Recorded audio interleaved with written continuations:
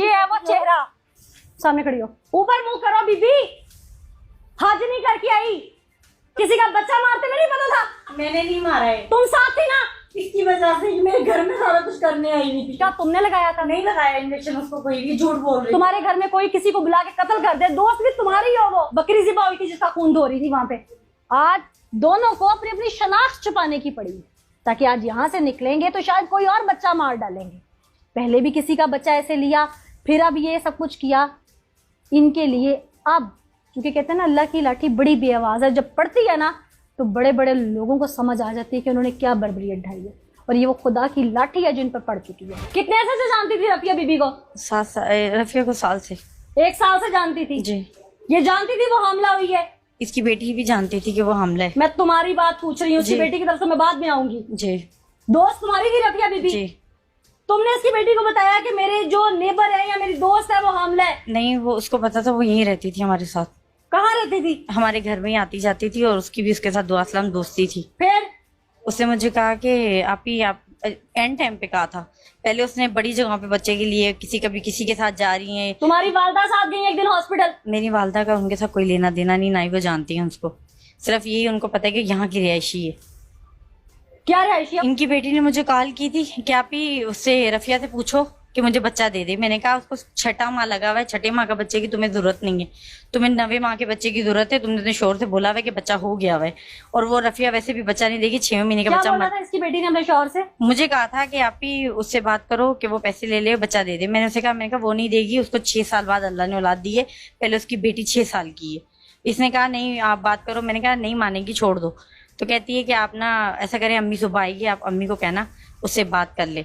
तो ये आई थी मेरे पास सुबह सुबह सामान लेकर सारा, क्योंकि उससे पहले काफी देर पहले हमारी इन सामान की खरीद फरोख्त की बात हुई थी। कौन सा सामान था? ये जो मट्टी वगैरह लेके आई थी ना 7,000 में देने के लिए। कौन सी मट्टी? जिसमें उसकी लाश लेके गई है वो 7,000 में देने की बात हुई थी। किस लिए? कि वो मुझे बेचना था 7,000 में। ये उस दिन सुबह वो लेकर आई है, बीच में छुरी इन्होंने रखी हुई थी, ताला लगाया हुआ था। मुझे ताला खोल के इन्होंने छुरी नहीं दिखाई है। मुझे बस इतना कहा है कि उससे बुलाओ, मैंने बात करनी। मुझे किरण ने भेजा है, मैंने उसे बुलवाया है। इन्होंने ही मेरा नाम लेकर उसे बुलाया, और वो आई है ऊपर मिलने। फिर आके कहती है कि आपने बुलाया है? मैंने कहा हाँ जी। मैंने उसे कहा मुंह क्यों सूझा हुआ है? तो कहती है वैसे ब्लड प्रेशर का शायद मसला है, तो मैं जा रही हूँ, वैसे भी जा रही हूँ, बच्ची लेने जाऊंगी, साथ चेक भी करवाऊंगी।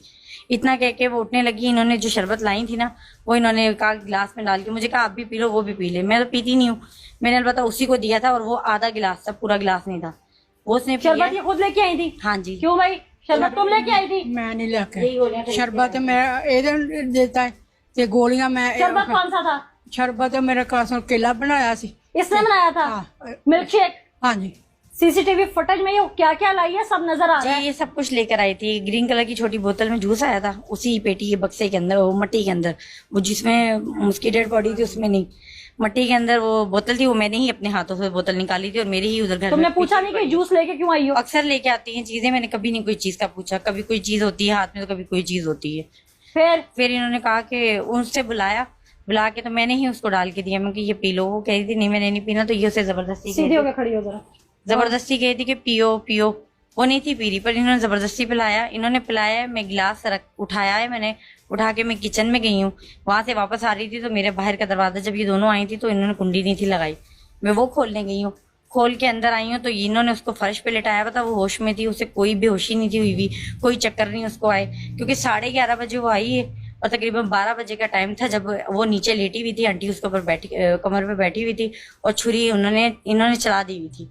मैंने कहा आंटी छुरी। तुम्हें दरवाजा खोलने और बंद करने में आधा घंटा लग गया? 5-10 मिनट लगे थे। और 10 मिनट में तुम्हें किसी किस्म की आवाज नहीं आई है? खातून को धक्का देके गिराना, उसमें बैठना, धक्का देके नहीं था क्यों गिरा। आप समझते हैं ऐसा हो सकता है? धक्का नहीं था दिया। आंटी ने उसको नीचे लेके दबोच लिया हुआ था, एक ही दोनों चरपाइयों पे बैठी हुई थी। झूठ बोल दी, सारा झूठ बोल दी। मैं हाथ पाँव बने, टीका लाया मैंने, वो बेहोश हो गई है। तो फिर मैं ਉਹਦੀ कबर ते बह गई, कबर ते बह गई, वो छुरी फेर दी। मैं जब अंदर आई हूँ इन्होंने छुरी फेरी हुई थी, इन्हें मैंने 2 लफ्ज बोले थे, आंटी इसको 6वां तुमने तो महीना बेरसूली तौर पे 15 पे कॉल की होगी, मैंने किसी को कॉल नहीं की। अपने शौहर को की होगी। नहीं, उसे भी मैंने इसका नहीं मतलब बताया। तुम प्लान में शामिल थी। मैं क्योंकि जब इंसान हवास बागता होता है तो मैं- सबसे पहले मोबाइल उठाता है, सबसे पहले अपने घर के किसी मर्द को फोन करता है या पुलिस को कॉल करता है या शोर डालता है, मैं किसी को नहीं था कहा, क्यों? क्योंकि इसकी क्योंकि बेटी तुम ने शामिल थी इस प्लान में। इसकी बेटी ने मुझे बताया ही नहीं था कि इतना बड़ा कारनामा करना है। तुम्हारे दरवाजे पे हो गया तो तुम रोला डालती ना बाहर निकल के, और तुम लोग तो शामिल रहे उसको ढूंढने में। डूब मरने का मुकाम है तुम्हारे लिए। आज ड्रामा सुनाओगी, कोई भी बात सुनाओगी, हम मान जाएंगे।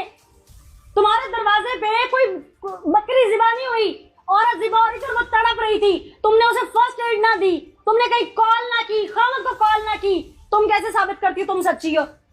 मैं सच कह रही हूँ, इसकी बेटी ने मुझे नहीं था बताया। तुम्हारा सारा सच सामने निकल आएगा। तुम्हें बताया नहीं तुम्हारे दरवाजे पे कत्ल हो गया है, मैं सच कह रही हूँ। तुम्हारी एक्सपर्टीज नहीं थी तो तुमने इंजेक्शन कैसे लगाया? इसने पहले कहा है कि मैंने उसका ब्लड निकाला है, फिर ये कहती है कि मैंने उसको इंजेक्शन लगाया है, हालांकि मैंने ये दोनों काम नहीं किए हुए। अच्छा, तुमने डायरेक्ट कत्ल किया? इन्होंने ही किया था, गले में सब छुरी। इसने किया, सब इसने किया। मैंने और सिर्फ- भाई किसी के दरवाजे पे कुर्बानी का जानवर भी ज़िबा करना हो ना तो उनसे इजाजत तलब होती है। अपने घर को बचाने के लिए सिर्फ उसको कौन सा तुम्हारा घर? बक्से में डलवाने की कोशिश की और थी। क्यों? दीदी तुमने कत्ल का साथ दिया, कत्ल करवाया, अपनी तुम्हारी एक्सपर्टीज मैं मजबूर तुमने होके उसके करवाया। पेट में से बच्चा निकलवाया। मैंने- छुरी फिरने के बाद तुम्हें ये पता चल गया था कि पेट में से बच्चा कैसे निकालना है। बच्चा इनके बैठने से निकला था, ये जब बैठी हैं तो बच्चे के साथ बहुत कुछ बाहर आया था। जब ये बैठी है तो क्या पेट पे कट लगा हुआ था? इन्होंने लगाया था उसी छुरी के साथ। सब इसी ने किया। हाँ, मैं अपना जुर्म कबूल कर रही हूँ कि मैंने उसको डलवाने में, उसको घर से निकालने में मदद की है। मैं अपनी हर बात मान रही हूँ, मैं अपनी किसी बात से पीछे नहीं हट रही।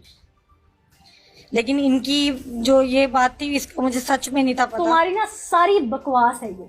तुम जिस कदर शातिर हो ना, तुम्हारे चेहरे से नजर आ रहा है। तुम्हारा भी अंदाज जिस तरह से था ना, तुम शातिर हो। मैं सच कह रही हूँ, बार बार सच ही कह रही हूँ। तुम झूठ बोल रही हो। तुमने कत्ल किया, कत्ल का साथ दिया, तुमने लालच था तुम्हारे अंदर, तुमने पैसे लिए। कितने पैसे लिए? कितने पैसे लिए थे? 2 लाख रुपया लिया सी, मैंने पता लिया कि नहीं। तुम्हारी बेटी ने क्या बताया? बेटी ने क्या 2 लाख रुपया देता मैं। इस औरत को? हाँ, और इसके खावन को सारी बातों का पता है? पता है। इसका खावन करता क्या है? तुम्हारा खावन क्या करता है? वो डॉक्टर है, लेकिन उसे किसी किसी से बात का डॉक्टर नहीं है? पता। एमबीबीएस है? जी, उन्हें किसी बात का नहीं पता। एमबीबीएस है? जी, कहाँ से एमबीबीएस किया है? ये नहीं मुझे पता। वो एमबीबीएस नहीं है। नहीं होगा। बीवी को सब पता होता है। नहीं पता मुझे। तुम्हें ये पता था कत्ल कैसे करना है? मुझे ये भी नहीं था पता। ये तो ये घर मेरे आने के बाद इन्होंने की है। बीवी 9 महीने से वो तुम्हारे दर पे आके प्लानिंग करती है, उसको एक बच्चा उसने- चाहिए, तुम उसके साथ हॉस्पिटलों में चलती हो और अब तुम ये ड्रामेबाजी कर रही हो मेरे साथ। इन्होंने 100 वाला में एक केस करवाया है। नाल गई कहाँ गई? सियालकोट मेरे घर से बच्ची ਨੂੰ ਘੱਲਿਆ ਤੇ ਪਲਾਨ ਬਣਾਇਆ ਸੀ ਤੇ ਬੱਚੀ ਨੂੰ ਘੱਲਿਆ ਸੀ ਨਾ। प्लान ना बनाती तो बची किवें जाती है सियालकोट। इन्होंने सियालकोट ऑपरेशन करवाया था एक औरत का, उनका बच्चा भी इन्होंने ही लिया था और इन्होंने ही उनसे बात इनकी बेटी ने की थी। मुझे बस दोस्त होने के नाते उसने फोन पे बताया था, आप ही मुझे बच्चा मिल गया है, मेरी माँ बच्चे के पास दाखिल है, साथ है। और थोड़े 2 दिन बाद फोन करके कहती है कि आप ही वो बच्चे की ना डेथ हो गई है, उसका जो बच्चे का बाप है वो कह रहा है मैंने इसकी ना डेड बॉडी के आपसे पैसे नहीं लिए, 60,000 जो है ना वो रकम भी नहीं दे रहा है और अब मेरा फोन भी नहीं उठा रहा। और उन दिनों मैं कराची थी, मैं कराची से आए हुए मुझे सिर्फ 5 दिन हुए। इन्होंने इसकी बेटी ने मुझे कॉल की कि मेरा एक कजन है, रिश्तेदार है इनके नजदीक का, उसने मुझसे 2 लाख रुपए ले लिए हैं और वो बच्चा लेके आ रहा है। उसने मुझे फोन करके ये भी कहा था कि सोराब गोड में बच्चा मिल रहा है, आप जाओ। मैं नहीं थी गई, क्यों मेरे अब्बू इस चीज में राजी नहीं थे। तुम जिस चीज में राजी हो ना वो सब नजर आ गया है। नाज़रीन, ये तो वो ख्वातीन है, इनके मकरू चेहरे गौर से देखिए। कहते हैं कि इंसान की जो नीयत होती है ना उसका अमल उसके चेहरे पे आता है, और उनके चेहरे देखें, बेशुमार लानत है उनके चेहरों पे। ये मैं बार बार इसलिए कह रही हूँ कि इन्होंने जो कुछ किया है, बासियत इंसान, बासियत औरत, मैं लरज़ गई। मैं जब उस फैमिली से मिली हूँ और मैंने जब वो मासूम बच्ची देखी है जिसकी माँ इन्होंने छीन ली, जब मैंने उस तड़पते बिलकते खामद को देखा जिसकी हस्ती उजड़ गई, वो सुबह नौकरी गया, शाम को वापस आया तो बीवी ना थी। वो नहीं जानता था कि इन जालिमों ने सफाकियत से उसके बच्चे और बीवी को कैसे कत्ल किया। ये एक्सपर्ट नहीं थे, इन्होंने तशद्दुद की इंतहा कर दी। हो सकता है कि वो दर्दों में, तकलीफ में ही जांबर ना हो सकी है। ये लोग इस चीज़ को नहीं समझते, इनको लगता है जो हुआ हो गया। और ये वो कैमरास उन 25 करोड़ अवाम के सामने इनको रुस्वा इसलिए कर रहे हैं ताकि इनको सारी जिंदगी, जब तक ये जेल में जिंदा रहें, इनको एहसास होता रहे कि जो कुछ इन्होंने किया है पूरी दुनिया देख चुकी है। इनकी रुस्वाई पे जग हंसाई है। चूंकि मैं लफ्जों का चुनाव रखते हुए, टेलीविजन स्क्रीन है, मैं कुछ और बोल नहीं पा रही, शायद देखने वाले इस प्रोग्राम के जरिए इन्हें बुरा भला कह रहे हैं। बुरा भला बहुत छोटा लफ्ज है, लेकिन क्या करूं, लफ्जों का चुनाव करना पड़ता है क्योंकि हम स्क्रीन के ऊपर कुछ क़ायदो ज़वाबित में बंधे हुए हैं।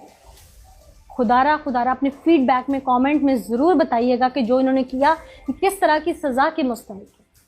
मैं कोशिश करूँगी कि उन मासूमों की पुकार बन सकूँ जिनका कोई कसूर ना था। खुदारा किसी पर इतना एतबार मत कीजिए। दोस्ती में, एतबार में ये सब हो गया और रफ़िया बीवी जान की बाजी हार गई। इसके साथ मुझे नीला ज़का को इजाज़त दीजिए, फिर हाजिर होंगे। अल्लाह ने के बाद।